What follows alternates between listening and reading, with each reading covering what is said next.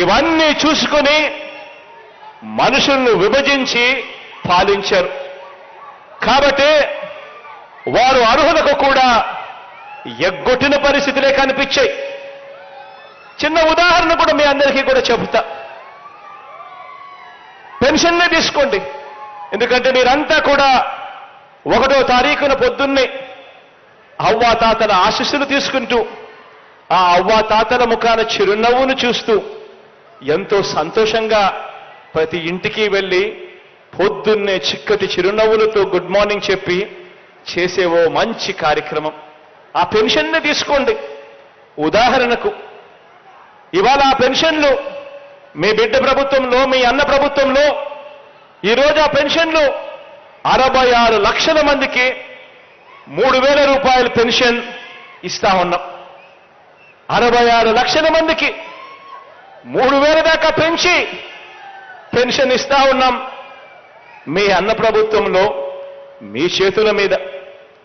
ఆనాడు ఆ చంద్రబాబు నాయుడు గారి కాలంలో గత పాలనలో కేవలం 39 లక్షల మందికి మాత్రమే పెన్షన్ ఇచ్చేవారు. అది కూడా ఎన్నికలకు 2 నెలల ముందు వరకు కూడా పెన్షన్ ఇచ్చేది కేవలం ముష్టేసినట్టు 1000 రూపాయలు మాత్రమే ఇచ్చేవారు. అంటే వారి వివక్షకు కారణంగా లక్షల మందికి ఇచ్చే అరకొర పెన్షన్ కూడా అందకుండా పోయిన పరిస్థితులు మన కళ్ళ ఎదుటే కనిపిస్తా ఉన్నాయి. ఎక్కడ మన హయాంలో 66 లక్షల పెన్షన్లు, ఎక్కడ వాళ్ళ హయాంలో ఎన్నికలకు 6 నెలల ముందు వరకు కూడా కేవలం 39 లక్షలు మాత్రమే ఇచ్చే పరిస్థితి. ఆలోచన చేయండి. తేడా గమనించండి. గమనించిన ఈ తేడా ప్రతి ఇంటికి వెళ్ళి చెప్పండి. బాబు పాలనలో, చంద్రబాబు పాలనలో, గత పాలనలో స్కీములు లేవు, బటన్లు లేవు. స్కీములు లేవు, బటన్లు లేవు. మంచి చేయాలన్న తపన ఆ చంద్రబాబుకు అంతకన్నా లేదు. కాబట్టి లబ్ధిదారులందరినీ కూడా పారదర్శకంగా ఎంపిక చేయటానికి, వారికి మంచి పౌర సేవలు అందించటానికి ఆ గ్రామంలో ఓ సచివాలయ వ్యవస్థ తీసుకొని రావాలి. ఆ సచివాలయ వ్యవస్థకు అనుసంధానంగా ఓ మంచి వాలంటీర్ వ్యవస్థ అవసరమని చెప్పి ఏ రోజు కూడా ఆ దోచుకోవడానికి, పంచుకోవడానికి అలవాటు పడిన ఆ టీడీపీ, ఆ చంద్రబాబు నాయుడు గారి పార్టీ ఏనాడు కూడా భావించలేదు. ఎందుకనంటే వాళ్లకు తపన లేదు, తాపత్రయం లేదు.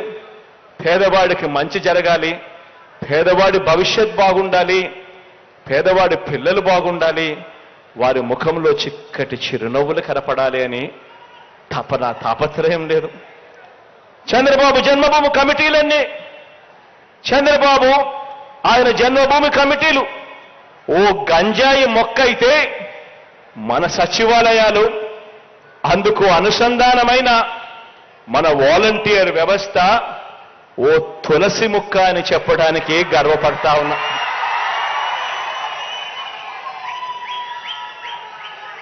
చంద్రబాబు పరిపాలన ఓ విషవృక్షమైతే, మన పరిపాలన ఓ కల్పవృక్షం అని చెప్పడానికి కూడా గర్వపడతా ఉన్నాను.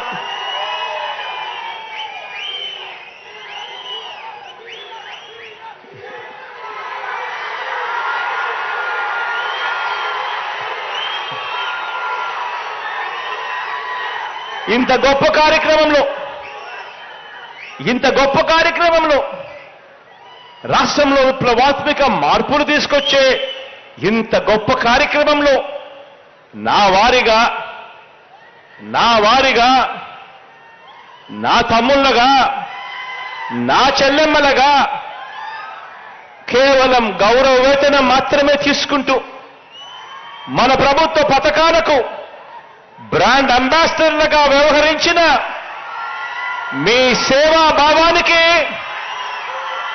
మీ అన్న సెల్యూట్ చేస్తా ఉన్నాడు అని చెప్పడానికి గర్వపడతా ఉన్నా.